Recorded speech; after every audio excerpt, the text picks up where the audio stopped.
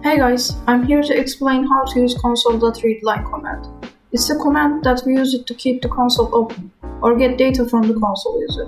When we get data from the console user, we can write the data to the console or do different operations with operators. You can use it like this.